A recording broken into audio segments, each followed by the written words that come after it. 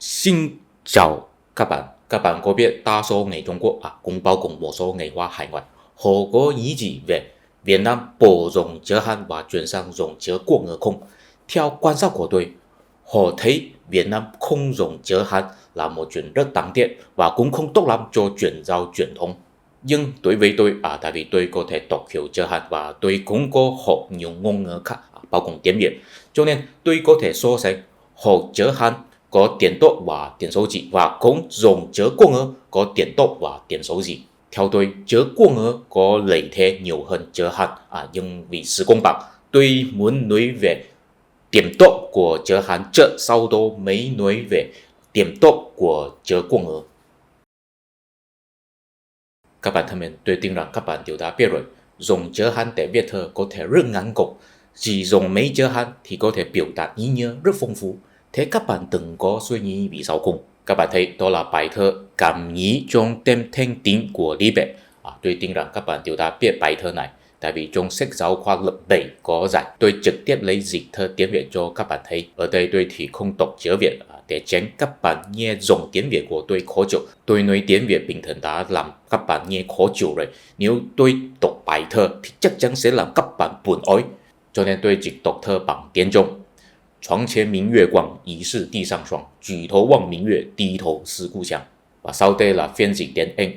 Phiên dịch tiếng Anh là tôi lấy từ Wikipedia, không phải là tôi tự phiên dịch. So sánh với hai phiên bản này, tất nhiên tôi thấy phiên dịch tiếng Việt là tốt hơn, tại vì phiên dịch tiếng Việt có gìn giữ một đặc trưng của bài thơ chữ Hán, đó chính là không có chủ ngữ, tức là không có tôi, mình, bạn, anh, em, vân vân. Tức là không viết rõ là ai làm chuyện. Các bạn thấy đầu rừng tiếng Anh là before my bed, có viết rõ là rừng của tôi. Ngớ mặt tiếng Anh có viết rõ là I wonder, tức là tôi ngớ. Cũng có I find, tôi nhìn, và tôi cúi đầu bowing my head. Tôi.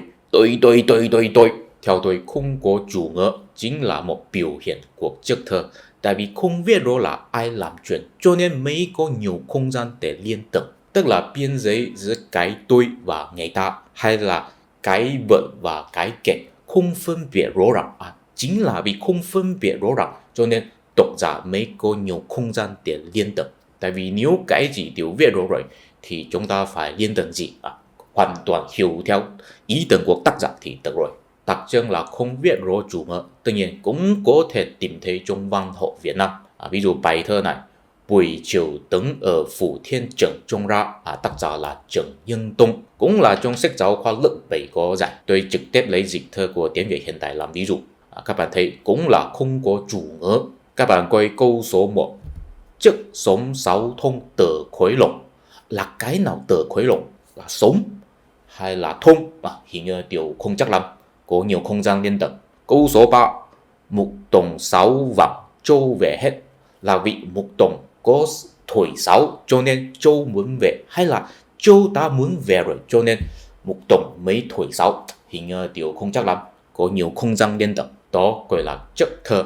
Đối với tôi, nói về thơ tại vì có ảnh hưởng của chữ Hán, cho nên bài thơ của Đông Á rất hay hơn bài thơ phương Tây nhiều lắm. Theo tôi, Hán ngữ tức là tiếng Hán là một ngôn ngữ có nhiều chất thơ, có thể nói là một ngôn ngữ của nhà thơ, ngắn gọn và sâu sắc. Nhưng có một vấn đề, tại vì trong cuộc sống không phải là mỗi người đều là nhà thơ. Các bạn thân mến, sau khi nói về điểm tốt của chữ Hán rồi, chúng ta sẽ nói về điểm xấu của chữ Hán, đó chính là không bình dân. Trong cộng đồng người Hoa của Malaysia, đa số người đều biết cả tiếng Anh và tiếng Hoa, và có một định kiến cho rằng học tiếng Hoa là khó học nhưng dễ tinh thông, học tiếng Anh là dễ học nhưng khó tinh thông. Tại sao nói vậy? Tại vì khi bắt đầu học chữ Hán, mỗi chữ Hán đều không giống nhau và cũng không biết phải phát âm như thế nào, cho nên phải dùng nhiều thời gian để ghi nhớ. Thế phải ghi nhớ bao nhiêu chữ? Không phải là mỗi chữ Hán đều phải ghi nhớ, chỉ cần ghi nhớ những chữ Hán thường dùng thì đủ rồi. Chữ Hán thường dùng là khoảng 3.500 cái, nhưng mà trong đó thật ra chỉ có 1.000 cái là thường dùng nhất, tần số sử dụng có 90%. Tức là đối với người nước ngoài, học chữ Hán học đến 1.000 cái thực ra đã đủ rồi. Khi bắt đầu học phải ghi nhớ nhiều chữ Hán, khó và mệt mỏi, Nhưng sau khi đã ghi nhớ xong rồi thì không cần ghi nhớ nữa. Tờ 3.500 cái chữ Hán có thể tạo nên nhiều từ ngữ. Tất cả từ ngữ đều là các loại tổ hợp của những 3.500 cái chữ Hán đó. Ví dụ tôi đã ghi nhớ được chữ điện và chữ thoại. Ngay cả lần đầu tiên tôi nhìn thấy từ ngữ điện thoại nhưng mà tôi không cần tra từ điển, tôi cũng có thể đoán được ý nghĩa là gì. Cho nên đối với đa số người Hoa, sau khi tốt nghiệp từ cấp 3 rồi, đã ghi nhớ xong những 3.500 cái chữ Hán rồi thì không cần học cái mấy nữa. Đó là trường hợp là khó học nhưng dễ tinh thông. Còn nếu học tiếng Anh khi bắt đầu học rất dễ, không cần ghi nhớ nhiều lắm, chỉ cần ghi nhớ được mấy chữ cái đó thì có thể biết được phát âm rồi. Nhưng mỗi từ ngữ đều là một từ ngữ riêng, không có sự lặp lại với từ ngữ khác, không phải là giống với tiếng Trung. Cho nên mỗi khi nhìn thấy từ ngữ mới đều phải tra từ điển. Ví dụ tôi có một người bạn là người Mỹ, bạn ấy là học quản lý kinh doanh. Có một lần bạn ấy hỏi tôi rằng, khi bạn nhìn thấy những thuật ngữ chuyên nghiệp, tôi là chỉ tiếng Trung, bạn phải luôn luôn tra từ điển không? Tôi trả lời là không, nhưng bạn ấy nói rằng bạn ấy phải luôn luôn tra từ điển khi nhìn thấy những thuật ngữ chuyên nghiệp của tiếng Anh.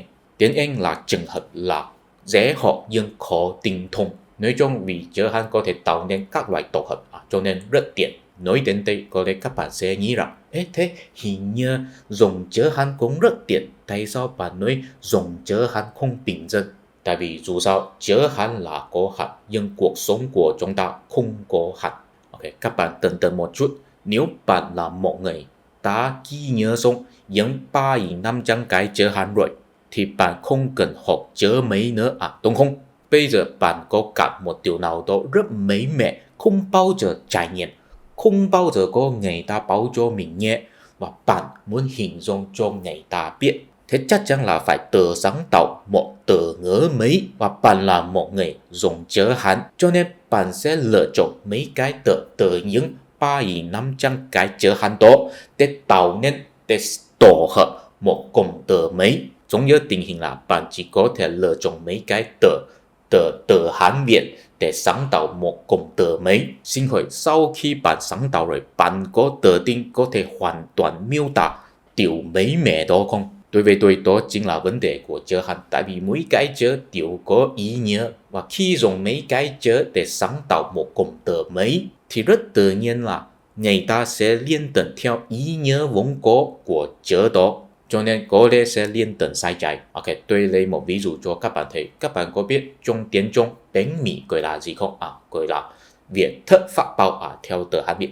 Thế đối với một người là chưa bao giờ có ăn bánh mì, chưa bao giờ có trải nghiệm, chưa bao giờ có nhìn thấy, thì nói Việt thất pháp bao cho người đó nghe, người đó sẽ liên tưởng với cái gì? Tôi thấy sẽ giống như cái này, tại vì ý nghĩa vốn có của chữ bao là chỉ cái này. Và liên tưởng Việt thất có lẽ trong đó có ớt, tại vì có nhiều đồ ăn ở Đông Nam Á là cay cay. Liên tưởng Pháp có lẽ trong đó có phô mai, tại vì người châu Âu rất thích ăn phô mai. Đó chính là một điểm xấu của chữ Hán, sẽ làm người ta liên tưởng sai trái. Thế trong tiếng Anh bánh mì gọi là gì? Là bánh mì, không có khả năng liên tưởng sai trái. Mỗi người đều biết đó là một đồ ăn mới. Tại sao tôi nói chữ Hán không bình dân? Tại vì trong cuộc sống mỗi ngày đều có sự mới mẻ xảy ra. Hôm nay có bánh mì, ngày mai có bánh khác. Chữ Hán là có hạn, nhưng điều mới mẻ là không có hạn. Dùng cái có hạn để biểu đạt cái vô hạn, đó là một sự hạn chế. Có lẽ Việt thất pháp bao nghe hình như là một cái gì đó rất cao tạo, có nhiều chất thơ, nhưng mà trong cuộc sống không phải là mỗi người đều là nhà thơ.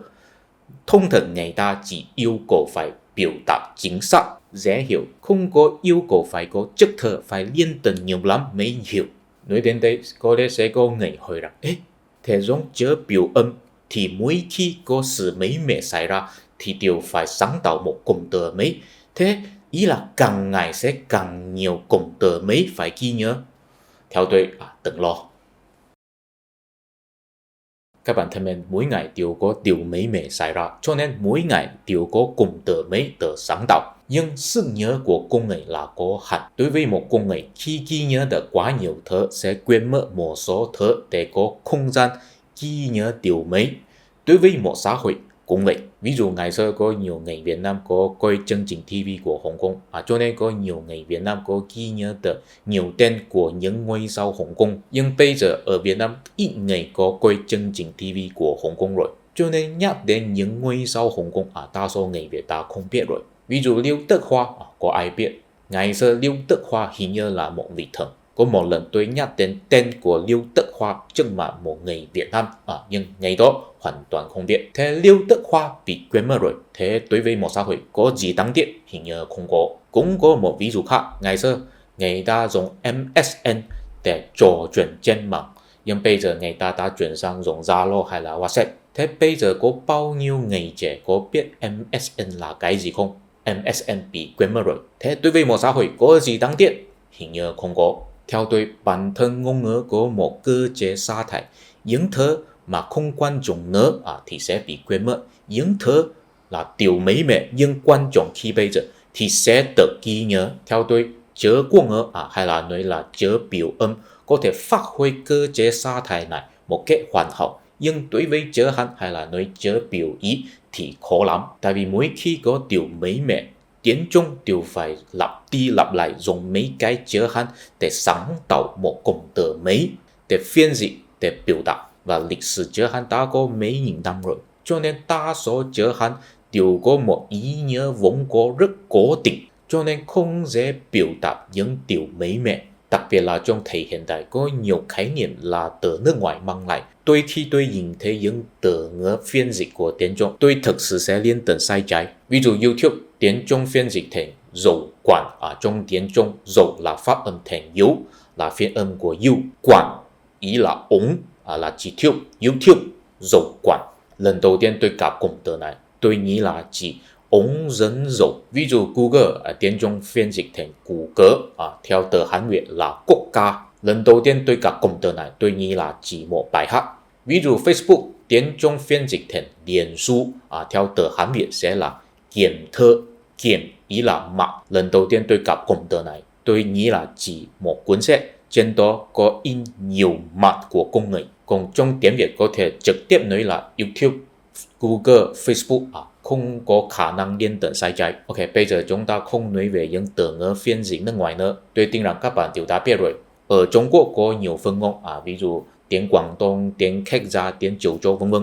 Và theo tôi có nhiều phân ngôn thật ra là vì thời gian bị Hán hóa không giống nhau. Và các phân ngôn đều là một kết quả là phân ngôn bản sự hòa nhập với tiếng Quang thoại. Cho nên chúng ta có thể nhìn thấy có nhiều cụm từ trong các phân ngôn. Khi bắt đầu là không thể biểu đạt bằng chữ Hán, tại vì những chữ đó vốn là thuộc về ngôn ngữ bản xứ, không phải là Hán ngữ, và chữ Hán chỉ biểu ý, không biểu âm. Thế phải làm sao? Trong đa số trường hợp, những cụm từ phân ngôn mà không thể biểu đạt bằng chữ Hán đều sẽ bị quên mất. Nếu không quên mất, miễn cưỡng dùng chữ Hán để biểu đạt cũng sẽ làm người ta liên tưởng sai trái. Ví dụ trong tiếng Quảng Đông, bạn nạ gọi là ha, nhưng là dùng chữ Hán này để biểu đạt. Chữ này ý là công đông, bạn đông tôi đông bạn ý là bạn nạ tôi bạn nạ bạn. Thì trong tiếng Việt không có vấn đề này. Ví dụ cả kia vốn là một cụm từ dân tộc thiểu số, và bây giờ có thể trực tiếp dùng chữ quốc ngữ, tức là chữ biểu âm để biểu đạt. Nói chung, bây giờ Việt Nam chuyển sang dùng chữ quốc ngữ, có lẽ sẽ mất đi một số không gian để liên tưởng trong văn học, nhưng có thể biểu đạt chính xác hơn và tiện hơn để tiếp thu văn hóa ngoại lai và dân tộc thiểu số. Ngôn ngữ có thể gần gũi với thời đại và cuộc sống, còn chữ Hán thì không tiện lắm. Ok, nhưng có lẽ sẽ có người hỏi rằng, thế bây giờ có nhiều người không thể đọc hiểu những sử liệu chữ Hán thì sao? Theo tôi, đó không phải là một điều đáng lo lắng. Nhưng chi tiết là sao? Chi tiết là như thế nào? Xin để tôi dành cho video tiếp theo. Cảm ơn các bạn theo dõi kênh của tôi. Nếu có thể xin donate cho tôi. Mình hẹn gặp lại trong video tiếp theo. Bye bye!